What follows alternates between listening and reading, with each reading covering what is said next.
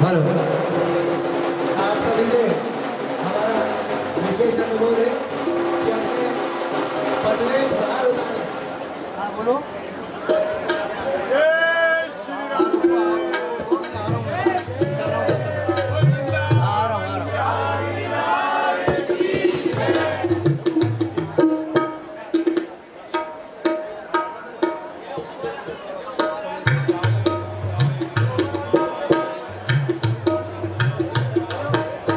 अपन अच्छे के लिए करते हैं, होता बुरा क्या करो।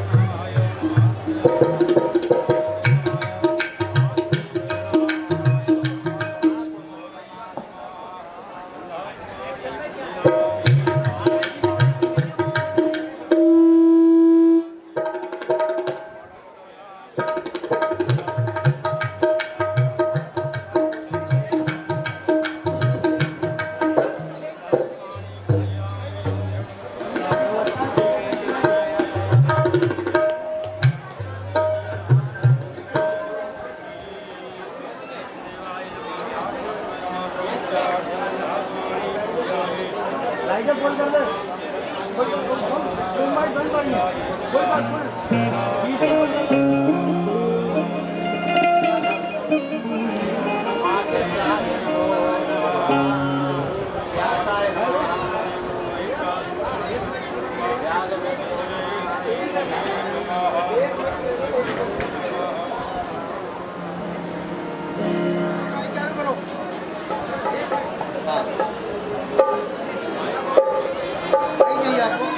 एक माइक मिलेगा वहाँ पर मुझे।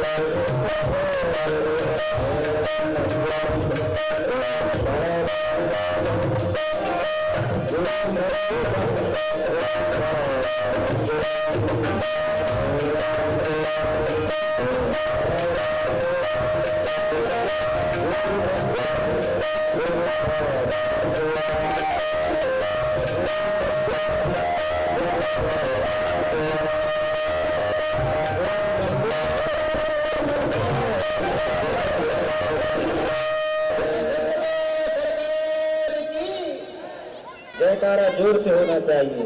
बोल श्री राधा वल्लभ लाल की जय। जय श्री राधे।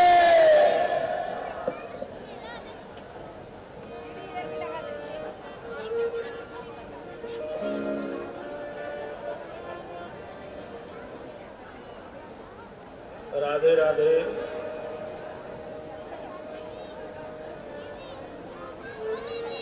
प्रेम से बोलिए राधे राधे।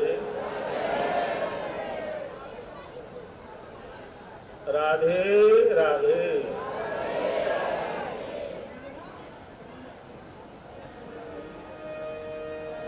सच्चिदानन्दरूपाय विश्वोत्पत्त्यादिहेतवे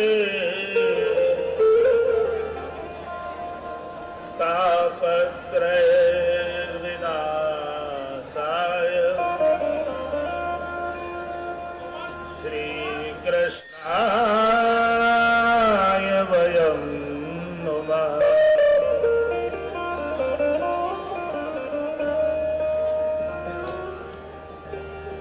यं प्रव्रजन्तमनुपेतमपेतकृत्यम् द्वैपायनो विरहकातराजुहाव पुत्रेति तन्मयतया सर्वो विनिर्दुष्टम् सर्वभूतहृदयं मुनिमानतोऽस्मि।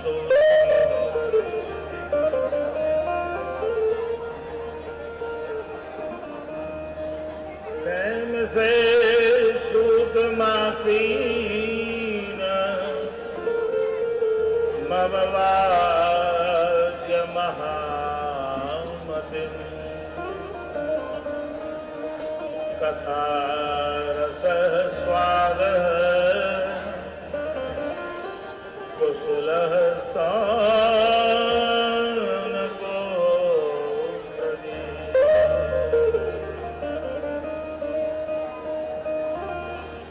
वृथा खेदयसे बाले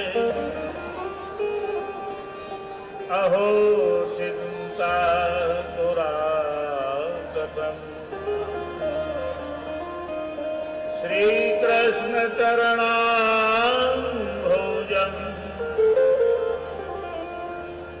स्मर दुःखं गमिष्यति।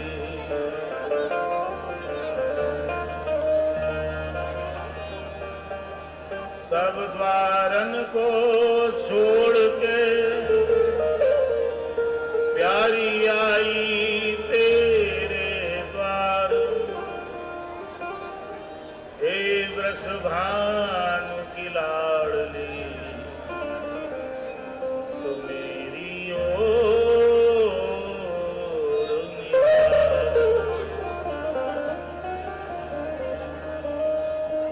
प्रथम नाम हरिवंश हित रट रसना दिन रीत रीत तब पाइए अरु वृंदावन।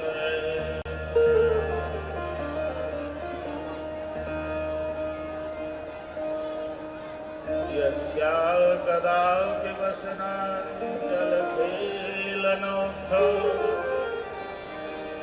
धन्याति धन्य पवने कृतार्थमानि। योगीन्द्र दुर्गं गतिर्मधुसूदनोऽपि तस्या नमोऽस्तु वृषभानुभुवोऽजसे। यत्पादपद्मनखचन्द्रमणिच्छटाया विस्फूर्जितं किमपि गोपवधूष्वदर्शि। पूर्णानुरागरससागर सारमूर्ति साराधिका में कदापि कृपां करोतु।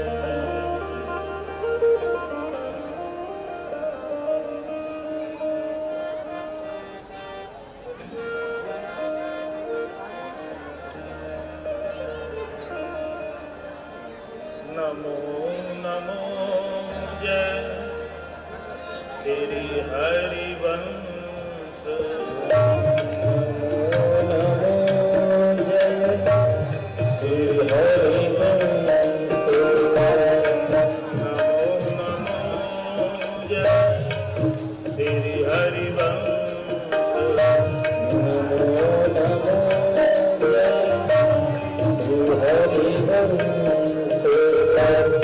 रसिक अनन्य वेणुकुल मंदन रसिक अनन्य वेणुकुल मंदन लीला मान सरोवर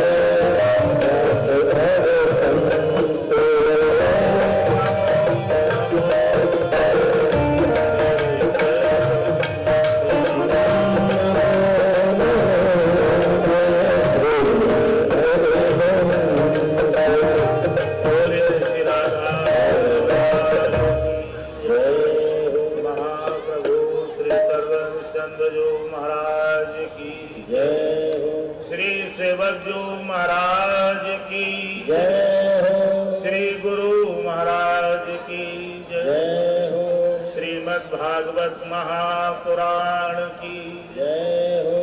श्री व्यास जी महाराज की जय हो। श्री सुखदेव जी महाराज की जय हो। श्री वृंदावन धाम की जय हो। श्री यमुना रस रानी की जय हो। जय जय श्री राधे।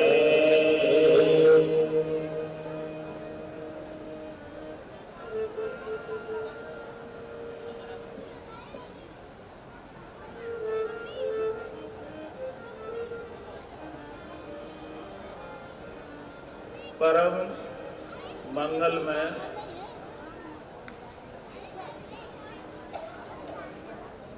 शुभ वेला जीवन के वो अमूल्य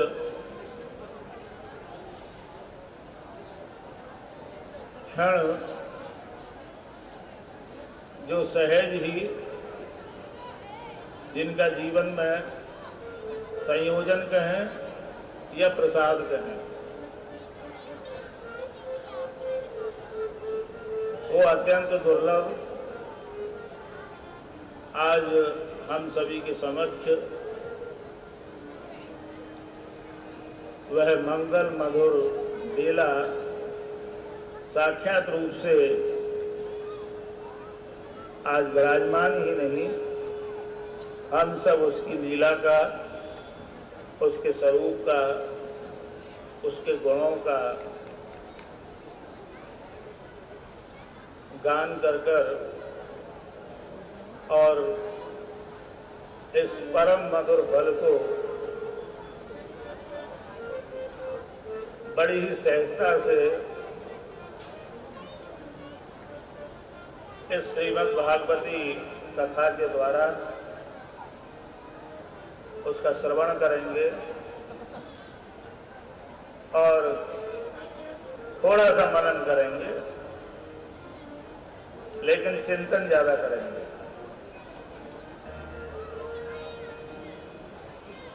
तो यह प्रसाद हमारी अंतरात्मा में, देखो राधे राधे,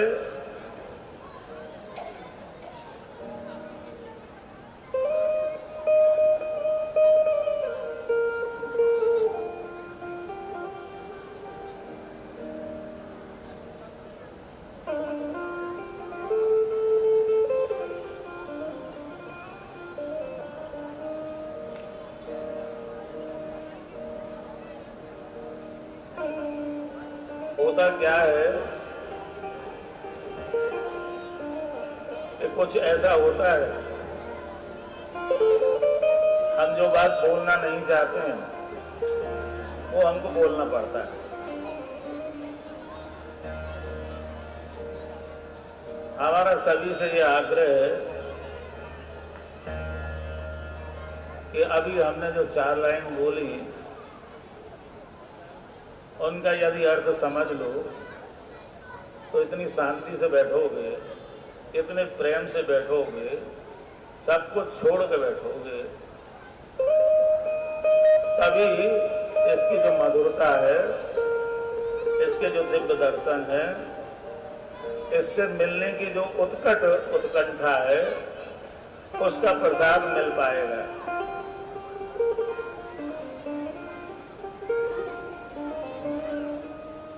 हम श्री राधा वल्लभ रसिक परगढ़ से बार बार यही आग्रह कर रहे हैं कि जो हो गया वो ठीक है, अब जो हो रहा है वो भी ठीक है।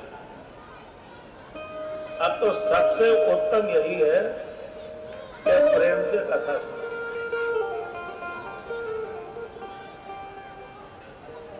और कम से कम हमारे सामने हलचल ना हो, शांति से बैठो।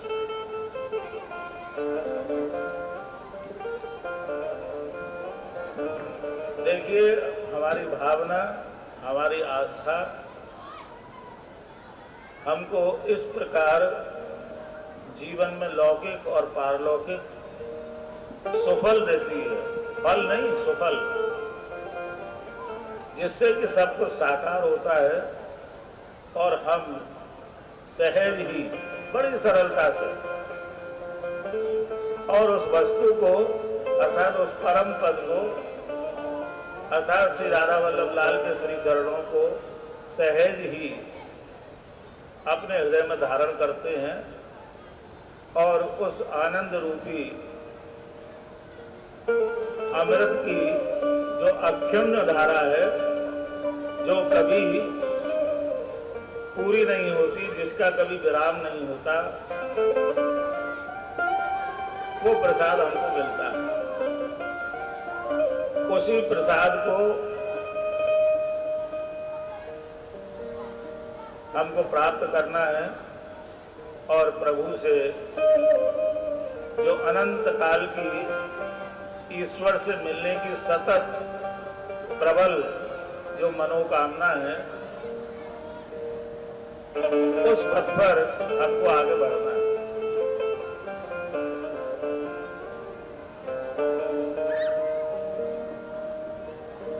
तो इसलिए सबसे पहले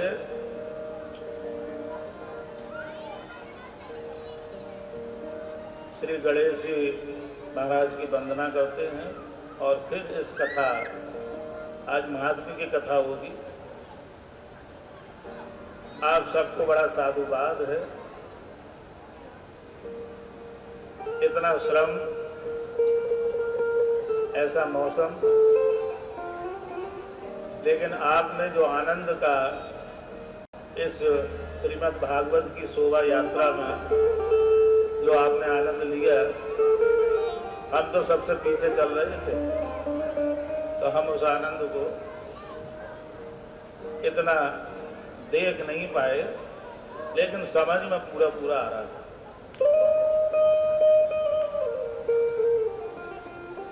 जब प्रभु की कृपा साक्षात होकर विराजमान होती है तो हमारे हृदय में अर्थात हमारी चेतना में, हमारे व्यवहार में, हमारे सोचने में एक अपूर्व उत्साह का संचार होता है।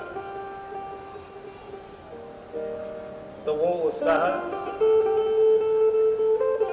जो आपने प्रसाद के रूप में ग्रहण किया, उसी उत्साह को लेकर और इस कथा क्रम में आगे बढ़ेंगे। सबसे पहले भगवान श्री गणेश के श्री चरणों की वंदना और कामना। गाइए गणपति जगवंदन, गाइए गणपति जगवंदन, गाइए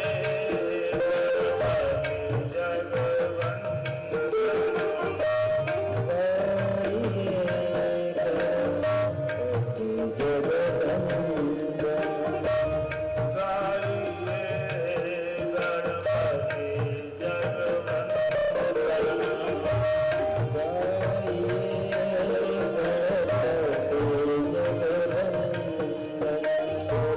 शंकर सुगन भवानी के नंदन, शंकर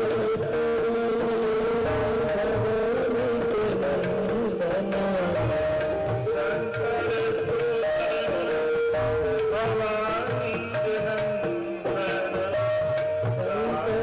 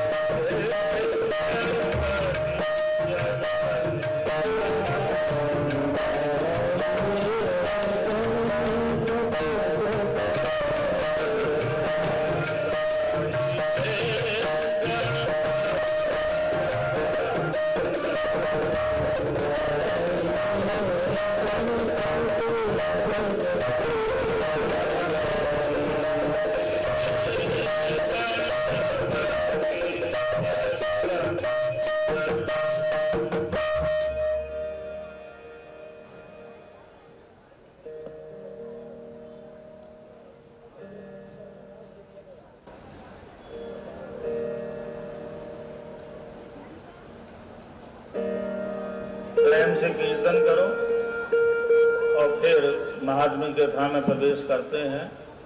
विलंब है, समयानुसार ही कथा का क्रम रखेंगे।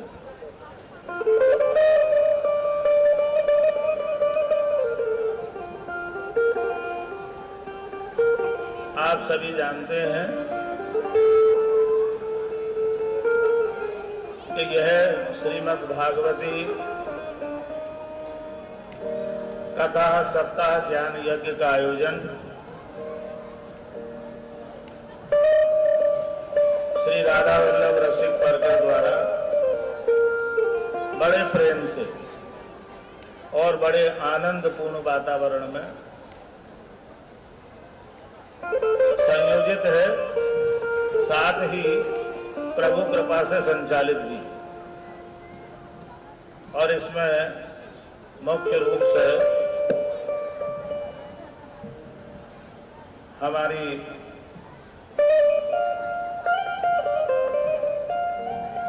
जो श्री राधा रानी के चरणों से अर्थात श्री राधा चरण प्रधान जो वृंदावन की सहज रसोपासना है, उसमें श्री राधा रानी के परम कृपा पात्र वंशी स्वरूप आचार्य गोस्वामी श्री हितरवंश महाप्रभु और उनकी मंगल में श्री हित धर्म की परंपरा का जो वंश वृक्ष है, उसमें हमारे श्री परबाबा जी महाराज, श्री युगल वल्लभ जी महाराज निर्मोही, वहां से इस परिवार का जो भोपाल में श्री राधे श्याम जी अग्रवाल और गाडरवाड़ा में श्री पुरुषोत्तम दास अग्रवाल, और फिर इस परकर में हमारे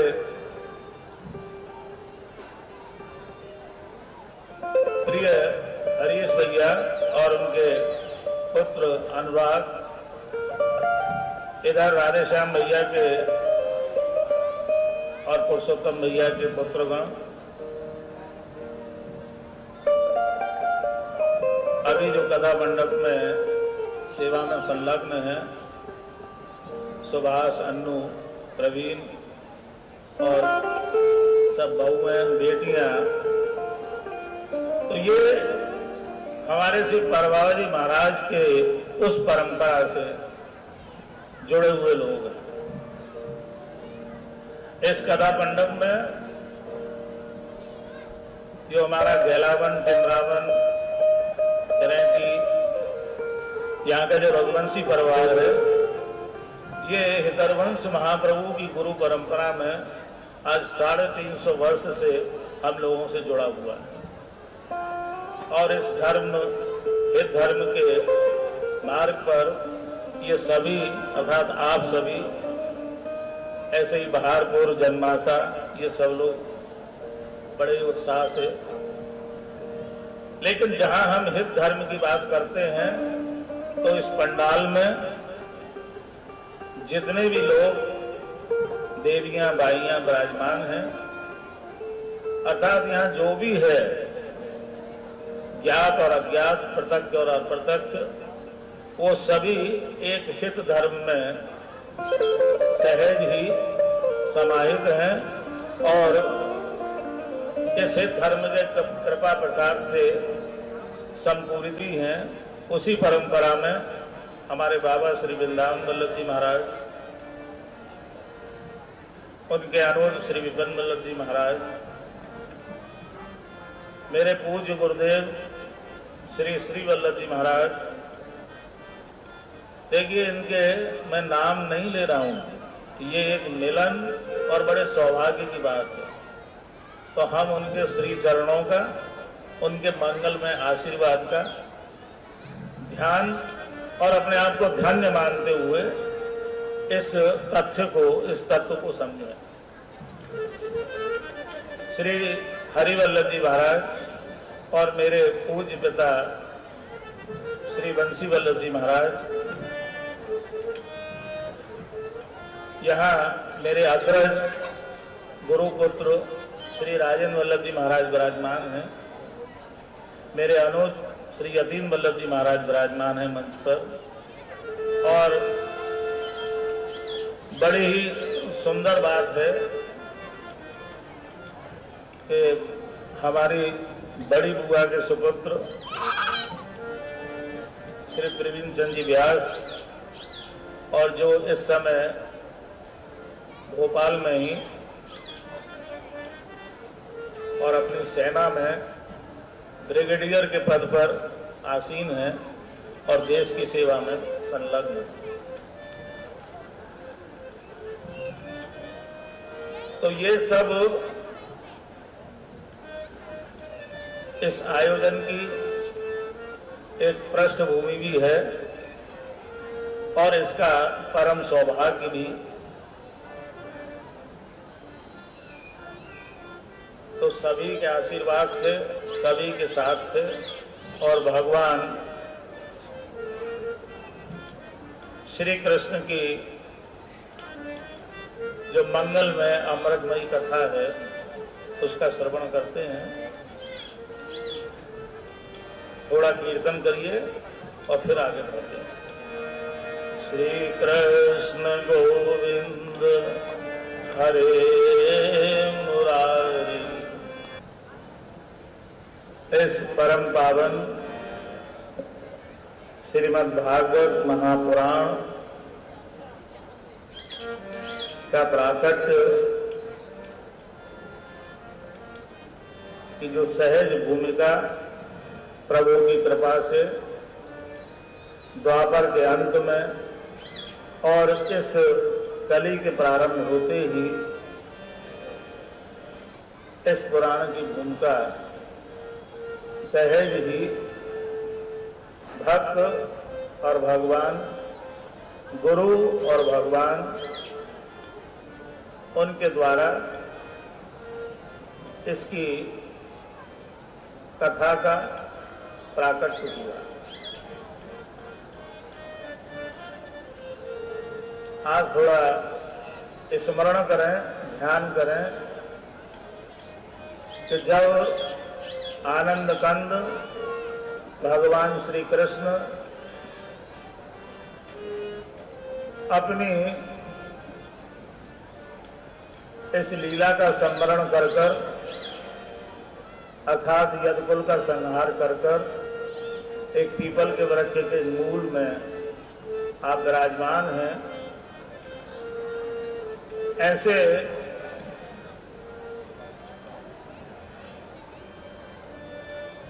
ऐसे भगवान के श्री चरणों में परम भागवत श्री उद्धव जी महाराज, श्री मैत्रेय जी महाराज बैठे हुए हैं और आत्म तत्व का दिव्य उपदेश भगवान से श्रवण कर रहे हैं।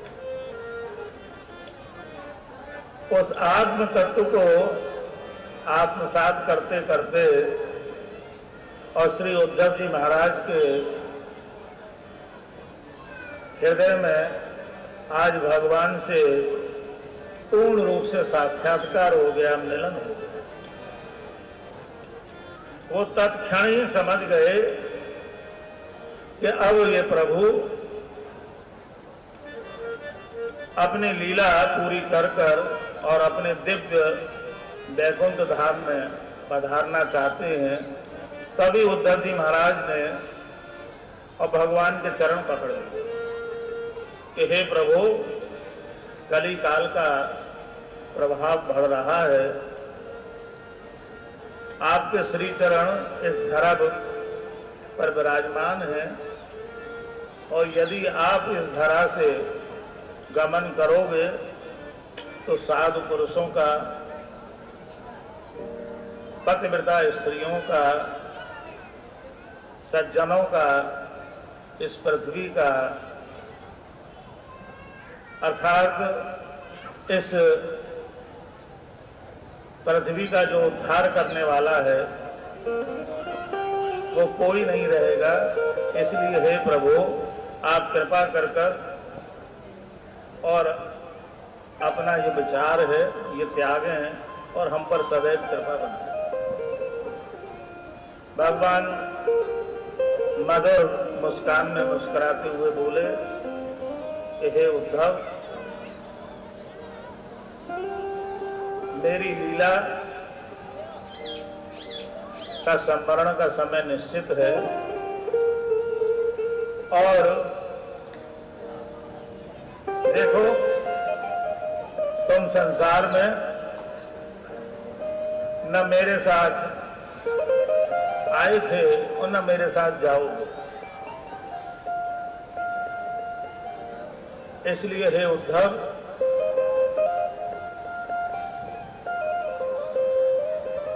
तुम इस दिव्य मेरा जो उपदेश है इसका चिंतन करो। लेकिन फिर भगवान से पुनः प्रार्थना की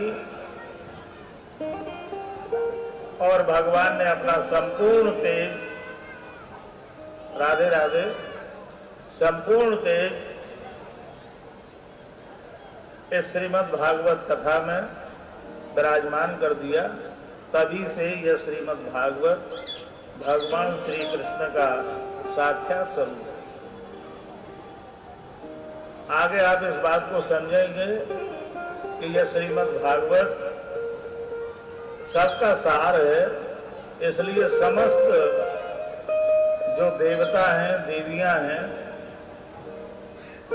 भक्त हैं, गुरु हैं, भगवान हैं, भगवंत हैं, सब इस श्रीमद् भागवत में विराजमान है और उन सब का एक ही तत्व है, एक ही स्वरूप है, श्री राधा वल्लभ लाल के श्री चरण।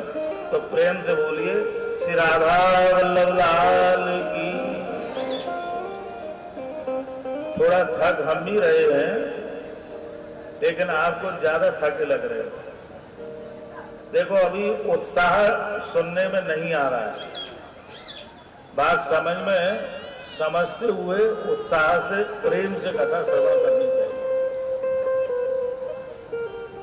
इस कथा के सुनने की विधि श्री दाऊ जी महाराज ने सुनिश्चित की। बोलिए श्री दाऊ जी महाराज की जय हो, श्री रेवती मैया की जय हो। महाभारत जब चल रहा था तो भगवान ने अपनी लीला संयोजन के लिए दाऊ भैया से कहा कि हे दाऊ भैया, आप तो तीर्थ यात्रा करो, ये जो जगत का, संसार का प्रपंच है, क्लेश है, और वैसे भी आपकी बड़ी शांत प्रकृति है। तो दाऊ जी महाराज तीर्थ यात्रा में घूमते घूमते नैमिषारण्य क्षेत्र में बैठे हैं, जहां सूत जी महाराज व्यास आसन पर विराजमान होकर 88,000 सौनक आदि ऋषियों को इस श्रीमद् भागवत की कथा का श्रवण करा रहे हैं। जैसे ही बलदाऊ जी महाराज इस कथा मंडप में पहुंचे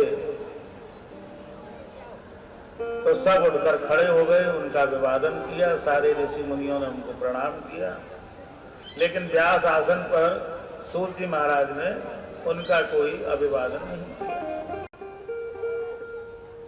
तभी बलदाऊ जी ने एक कुशा को लिया और अभिमंत्रित कर कर और उसको सूत जी पर छोड़ा, जिससे सूत जी महाराज का देहपात हो गया। सारे ऋषि मुनि हाहाकार करने लगे कि हे प्रभु, आप तो धर्म के रक्षक हो, धर्म आपकी शरण में रहता है और आपसे ऐसा अधर्म कैसे हो गया। आप जानते हैं कि व्यास गादी की, व्यास आसन की मर्यादा है कि उसको किसी का सम्मान नहीं करना चाहिए और प्रेम से मन ही मन उस आनंद को, उस सद्भाव को व्यास गादी पर वक्ता का परम धर्म है, तो उसको हृदय में रखते हुए और कथा के माध्यम से सभी से मिले और सभी को समझे। तो बोले भगवान अब यह कथा कैसे होगी? तो उन सूत जी महाराज का नाम था श्री रोमहर्षण जी। तो दाऊ जी महाराज ने कहा कि देखो इनके पुत्र हैं उग्रश्रवा, तो मैं इनको आशीर्वाद देता हूं कि जो ज्ञान रोमहर्षण जी को है वही ज्ञान इन उग्रश्रवा को हो जाएगा। ये आज से पुराना चाल हो जाएगा। तो ये श्रीमद् भागवत की जो कथा है, इसकी सुनने की विधि यही है कि हम उग्रश्रवा अर्थात बड़ी ही तीव्रता से, बड़ी ही सावधानी से इस कथा का श्रवण करें और ऐसा श्रवण करें कि हमारा रोम रोम हर्षित हो जाए। तो यह श्रीमद् भागवत की कथा का विधान बलदाऊ जी महाराज के द्वारा और निर्धारित हुआ और सुनने की विधि निर्धारित हुई।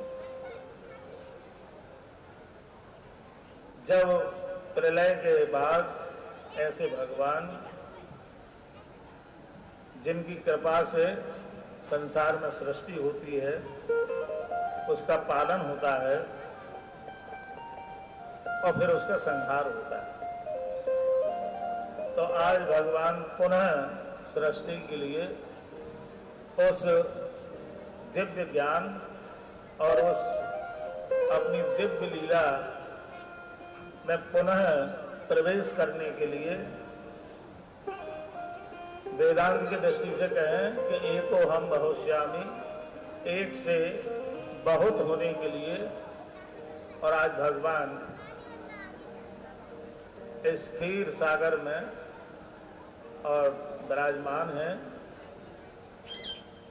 जिनका पलंग शेष भगवान अर्थात श्री दाऊ जी महाराज का स्वरूप। इसीलिए कथा के माध्यम से हमने भगवान श्री कृष्ण और बलराम को उनका चरित्र गान कर कर और उनको प्रणाम किया है। बोलिए श्री कृष्ण बलराम जी महाराज की जय। तो उस परात्पर तत्व की दिव्य चेष्टा से, इनके नाभि कमल से ब्रह्मा जी प्रकट हुए। ब्रह्मा जी ने बहुत समय तक तप किया, भगवान प्रसन्न हुए। भगवान के मधुर दर्शन करने से ब्रह्मा जी पुलकित हो गए, उनके नेत्रों से अश्रुधारा बहने लगी।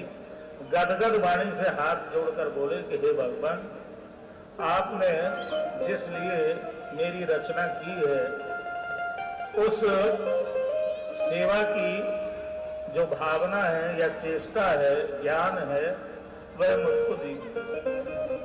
तो भगवान ने यही श्रीमद् भागवत चतुश्लोकी रूप में ब्रह्मा जी को प्रदान की। ब्रह्मा जी ने देवर्षि नारद को प्रदान की। देवर्षि नारद ने श्री व्यास जी महाराज को प्रदान की। व्यास जी महाराज ने श्री सुखदेव जी को प्रदान की। और यही आध्यात्म दीप श्रीमद् भागवत महापुराण परम पावनी मां गंगा के तट पर राजा परीक्षित को गुरुदेव श्री सुखदेव जी महाराज ने इसको श्रवण कराया। देखिए, भगवान श्री कृष्ण और श्रीमद् भागवत अभिन्न अर्थात भगवत कथा, भगवत चरित्र। इसलिए जो नित्य भगवान की कथा या भगवान के नाम, उनकी दिव्य वाणियों का श्रवण करता है, थोड़ा मनन करता है।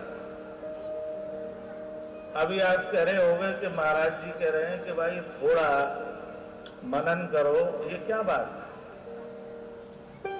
क्योंकि ज्यादा मनन करने की बुद्धि हमारे पास है नहीं। ज्यादा मनन करेंगे तो सही को ही गलत समझ बैठेंगे और गलत को ही सही समझेंगे, क्योंकि हम सभी के पास बड़ी सीमित बुद्धि है। इसलिए श्रवण करें, थोड़ा सा मनन करें और चिंतन ज्यादा करें, क्योंकि चिंतन से मनन और स्मरण दोनों सहज ही हो जाते हैं। यही इस मंगलाचरण की, महात्मा के मंगलाचरण की भूमिका है। सच्चिदानंद रूपाय ऋष्योत्पत्त्यादि हेतवे तापत्रय विनाशाय श्री कृष्णाय वयं नमः।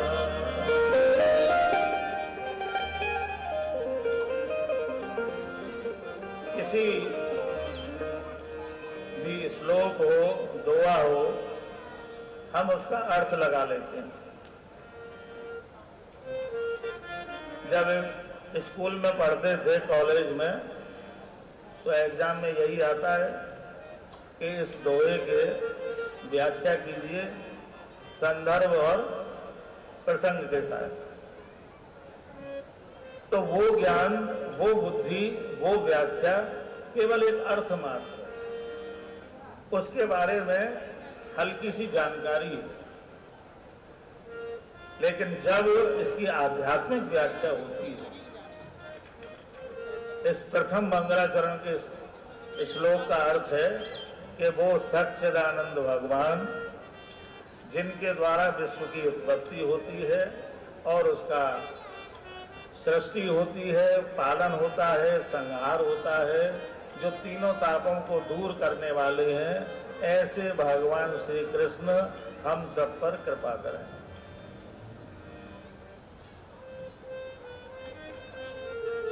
मंगलाचरण में क्या मंगल भावना है? जब वो प्रभु का नाम स्मरण करने से, उनका चिंतन करने से, जब हमारे हृदय में उसकी व्याख्या अर्थात हृदय में हमारे उसके भाव होते हैं, या ऐसे श्रीमद् भागवत के कथाओं में इस व्यास गादी से जो प्रसाद या जो चेतना हमको मिलती है, उसको बड़े ध्यान से समझना चाहिए। क्योंकि ये श्रीमद् भागवत का एक एक जो वाक्य है, श्लोक है, शब्द है, छंद है, वो बहुत ही दिव्य है, अलौकिक है और साक्षात भगवान श्री कृष्ण। जब हम बोलते हैं सच्चिदानंद रूपाय, कि भगवान का रूप कैसा है?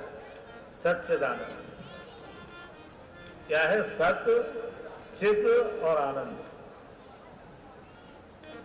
बड़ी सहजता से समझना इस बात को कि अंतःकरण चतुष्टय, मन, बुद्धि, चित्त और अहंकार,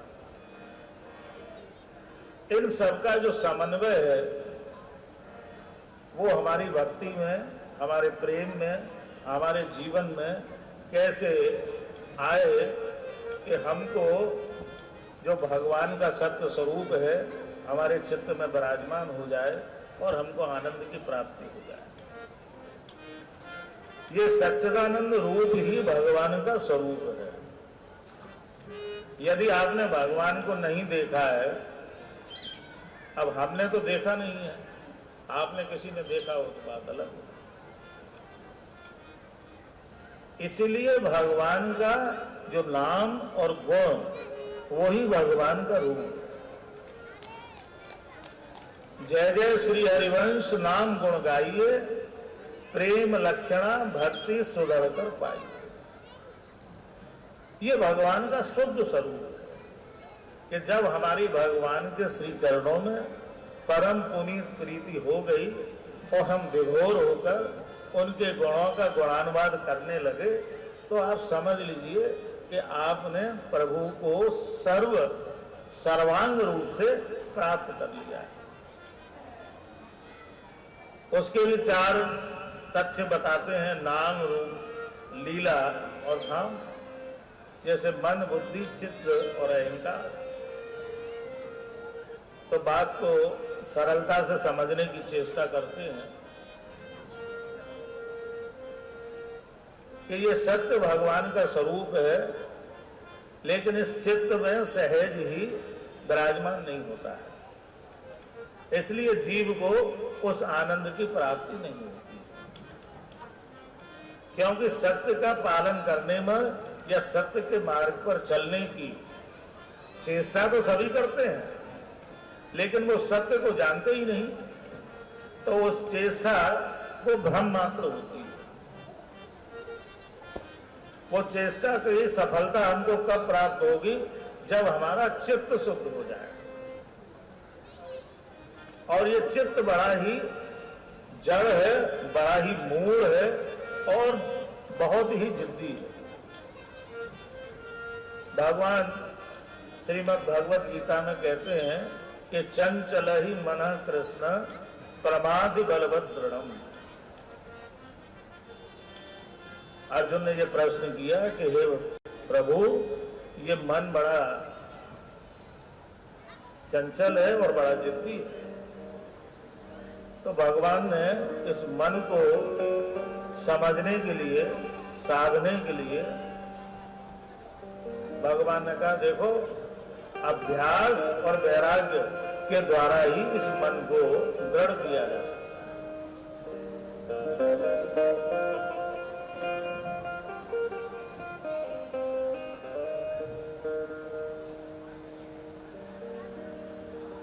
जब विषय गंभीर होते हैं ना, तो उसका संगीत बहुत अलग होता है।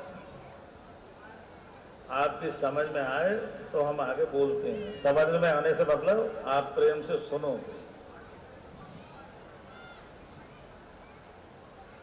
देखिए, ये चित्त इतना विशेष है। चित्त है क्या? एक तो ये बहुत बड़ा जड़ है और ये साक्षी है, तुम्हारी अंतरात्मा में विराजमान है। जब चित्त में कोई बात आती है तो बुद्धि जागृत होती है और फिर हम उसमें रमण करते हैं, अर्थात हमारा उसमें मन लगता है। तो इस चित्त में मन और बुद्धि को संचालित करने की बहुत बड़ी सामर्थ्य है।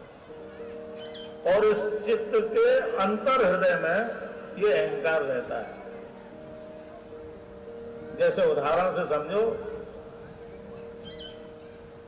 अहंकार की इसीलिए तो बहुत ज्यादा अपने आध्यात्मिक जगत में सभी कहते हैं भगवान तो अहंकार को पीते हैं।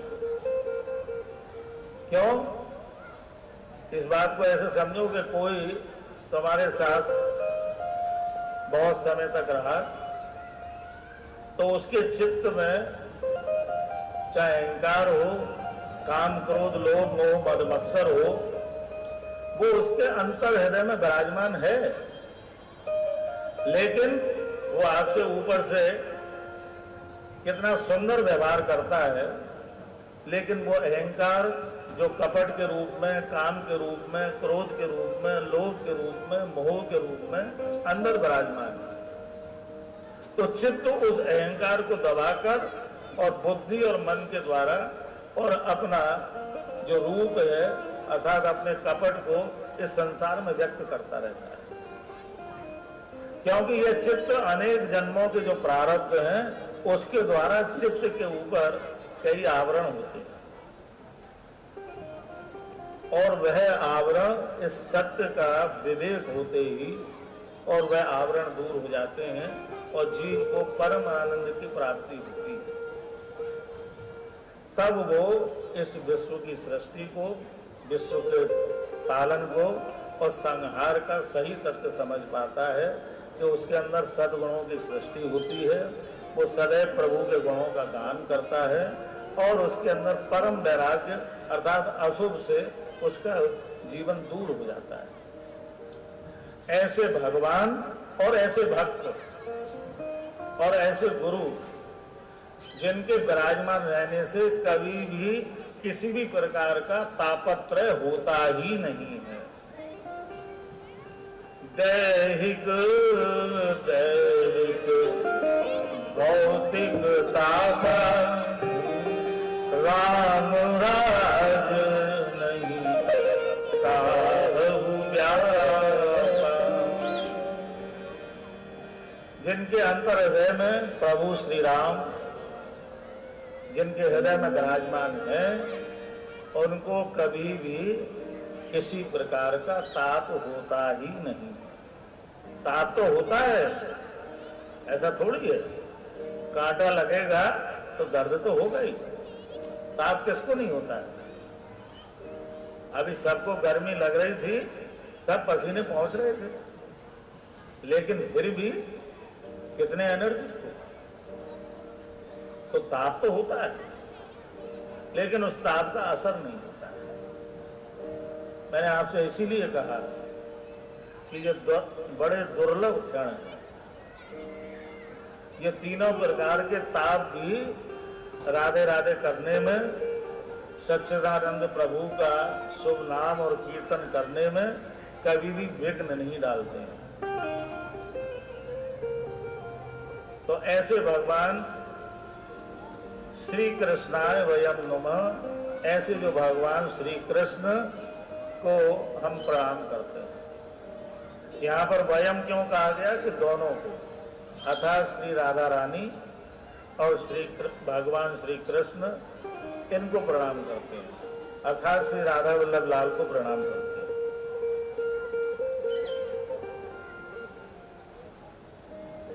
आद्य ब्रह्म परमाराध्य विराजमान ठाकुर श्री राधा वल्लभ लाल जी महाराज के दर्शन जो लोग वृंदावन में करते हैं और जो इस प्रेम के तत्व को या श्रीमद् भागवत के महात्म के इस प्रथम श्लोक का वास्तविक मर्म नहीं समझते हैं, तो वो यही आकर कहते हैं कि भगवान श्री कृष्ण के दर्शन हो रहे हैं राधा रानी,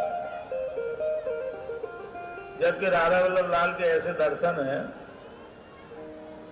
कि वहां भगवान श्री कृष्ण तो एक है और दो राधा रानी विराजमान। एक तो राधा वल्लभ लाल में राधा रानी विराजमान है और गुरु गादी से राधा रानी बाजू में विराजमान। रूप बेल प्यारी बनी प्रीतम प्रेम कमाल, बहु मन मिले के भय श्री राधा वल्लभ लाल। तो ऐसे श्री राधा वल्लभ लाल की परम वंदना, श्री चरणों में बारंबार प्रार्थना करते हुए, और आइए नैमिषारण क्षेत्र में चलते हैं। ये नैमिषारण क्षेत्र क्या है?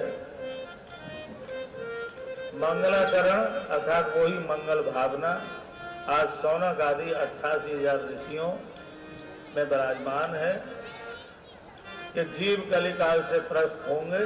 तो ये सब ब्रह्मलोक में ब्रह्मा जी के पास गए कि आप हमको ऐसा स्थान बताएं जहां पर कली का प्रवेश ना हो और हम प्रेम से आपके नाम रूप लीला धाम अर्थात आपके गुणों का गान करें।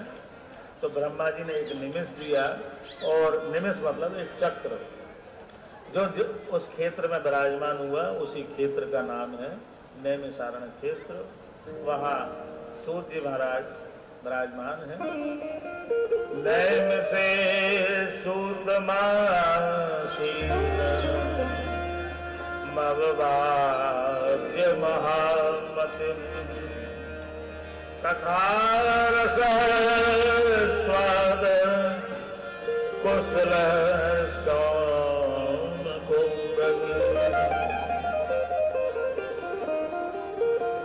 देखिए, सौनक आदि 88,000 ऋषि हैं, लेकिन सब एक रस हैं, एक मत है।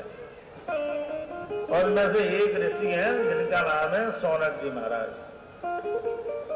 जिन सौनक जी महाराज को सब कुछ ज्ञात है, लेकिन वो भगवत कथा के प्रेमी हैं। जैसे ही सूत जी महाराज को आपने देखा, तुरंत उनको प्रणाम किया और दिव्य आसन पर उनका पूजन किया। सूत जी महाराज जिनकी उम्र 20 वर्ष की है, पूर्व काल में, वैदिक काल में जिसके माता पिता का पता नहीं होता था, उसको सूत बोलते थे। और बड़ी हेय दृष्टि से देखते थे। जैसे महाभारत में आप कर्ण का चरित्र देखिए, लेकिन भगवान की भगवत भक्ति में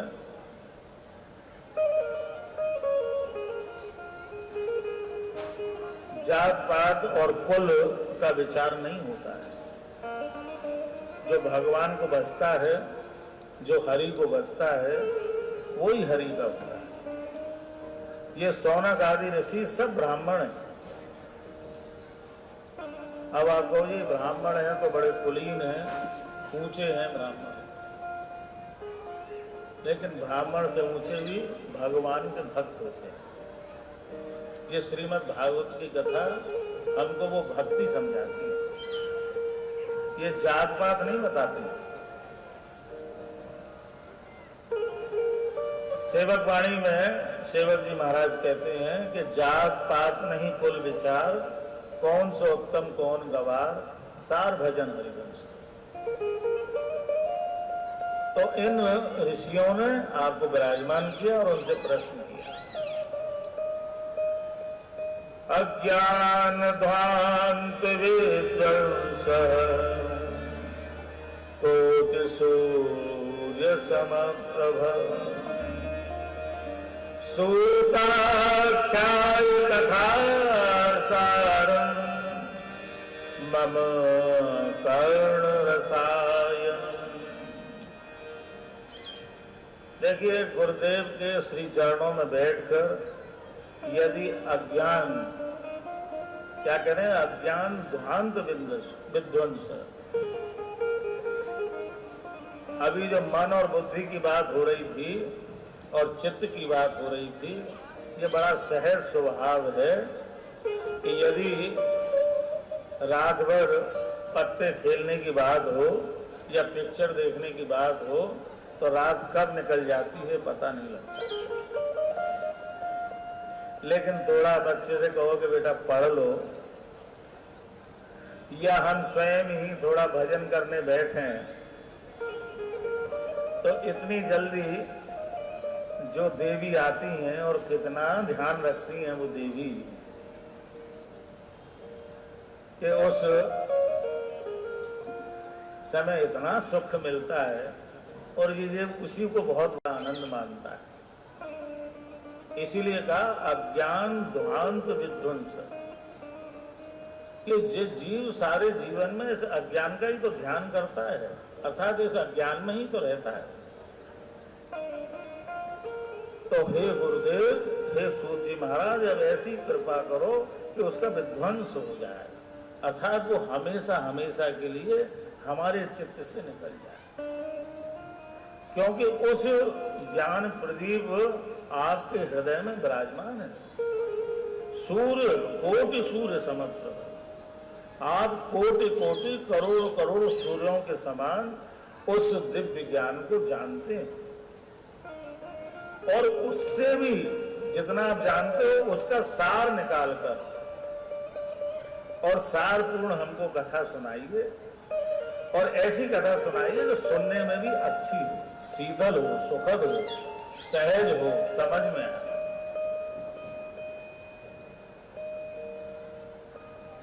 देखो, इस कलिकाल के बड़े प्रश्न हैं उनके, कि इस कलिकाल के आगमन से लोगों की बुद्धि मलिन हो गई है, माया जाल में फंसे हुए हैं और नाना प्रकार के जीव को क्लेश हैं। तो जीव को लौकिक और पारलौकिक सुख और आनंद की प्राप्ति कैसे हो, इसका आप उत्तम साधन हमें बताइए। सूत जी महाराज बोले, हे सौनक जी महाराज, आपने बहुत सुंदर प्रश्न किया है, सावधानी से सुने, सावधान तया सुने। इस कथा को या इस तत्व को जब हम प्रेम से सावधानी से सुनेंगे तो पूरी बात समझ में आएगी। यदि बीच में मन थोड़ा इधर उधर चला गया तो वो बात अधूरी नहीं, वो निष्फल हो जाएगी। वो ज्ञान वो भक्ति, वो स्मरण निष्फल हो जाए। इसलिए हे सोनक जी, बड़ी ही सावधानी से आप इसका श्रवण करिए।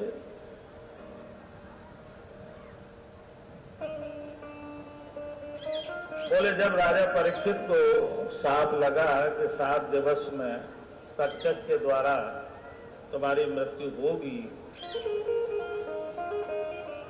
तो सबको छोड़कर गंगा तट पर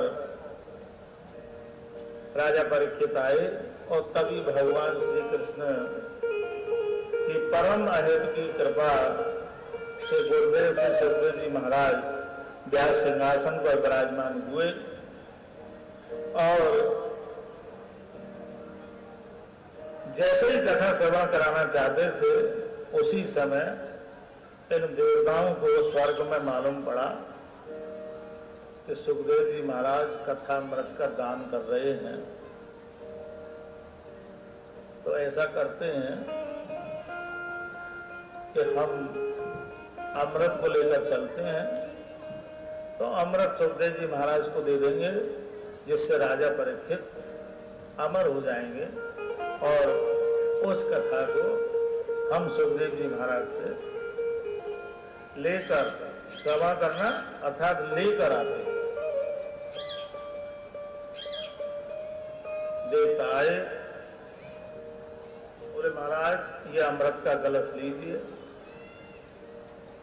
सुखदेव जी महाराज ने उनको अभक्त मानकर और उनका परिहास किया कि हे देवताओं, तुम में भगवत बुद्धि का बड़ा अभाव है, कहां कांच और कहां मणि, और तुम इस कथा का मोल लगा रहे हो, इसलिए ये कथा ये तुम अधिकारी नहीं हो। ये देवता निराश होकर अमृत का कलश लेकर चले गए। राजा परीक्षित के इस श्रीमद् भागवत की सप्ताह से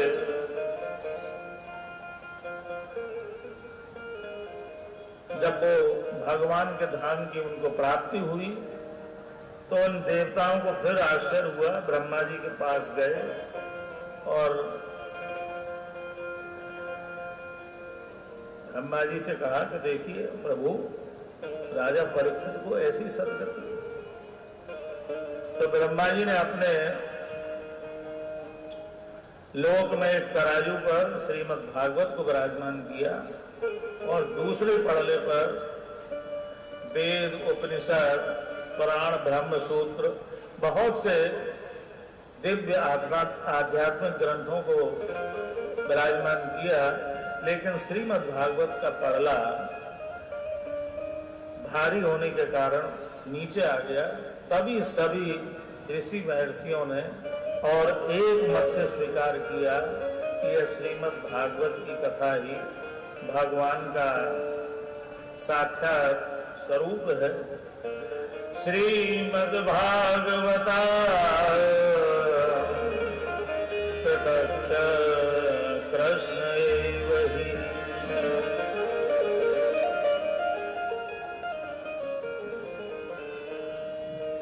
अब हमको ऐसा लगता है कि कथा कल समय से श्रवण करेंगे, क्योंकि अब जो प्रसंग है उसको बीच में अधूरा नहीं छोड़ते और समय भी पूरा है। गर्मी में सब लोग थके हुए हैं, लेकिन कल से कथा नित्य 4:30 बजे प्रारंभ हो जाएगी और जब तक आप प्रेम से श्रवण करोगे तो 8 बजे तक तो कथा मतलब होगी ही, 8 के 8:30 भी हो सकते हैं। इसलिए प्रेम से थोड़ा कीर्तन करिए और आरती करिए। राधे राधे।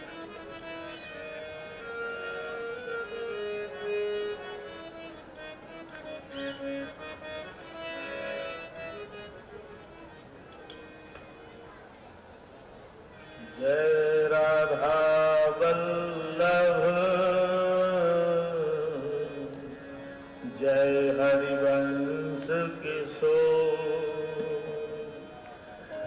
जय राधा वल्लभ,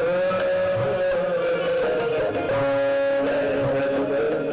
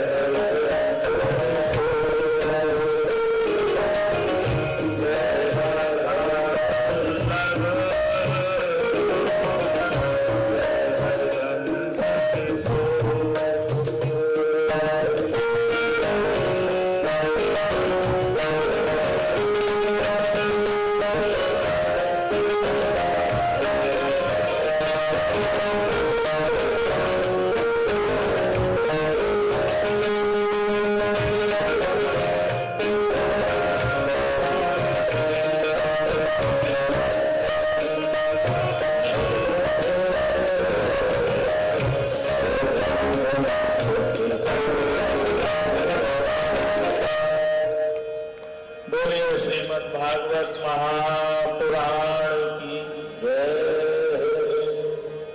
श्री व्यास जी महाराज की जय। श्री स्वामी महाराज की चंद्रमा मुनिभोजादिजो सूर्यो जायता श्रोत्रांगायुष्य प्राणस्य मुखा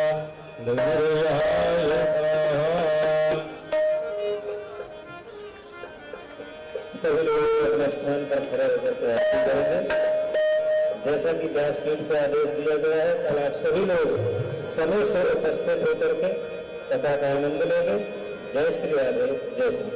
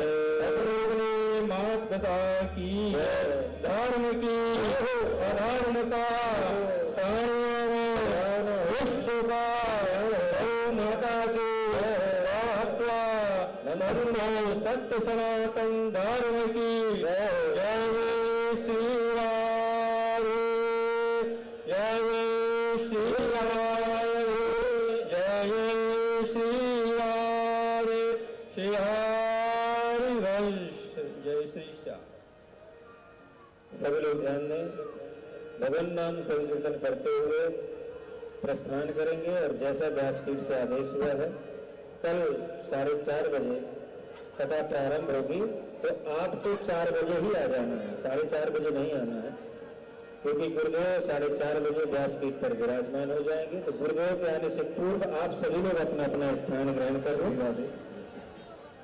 सभी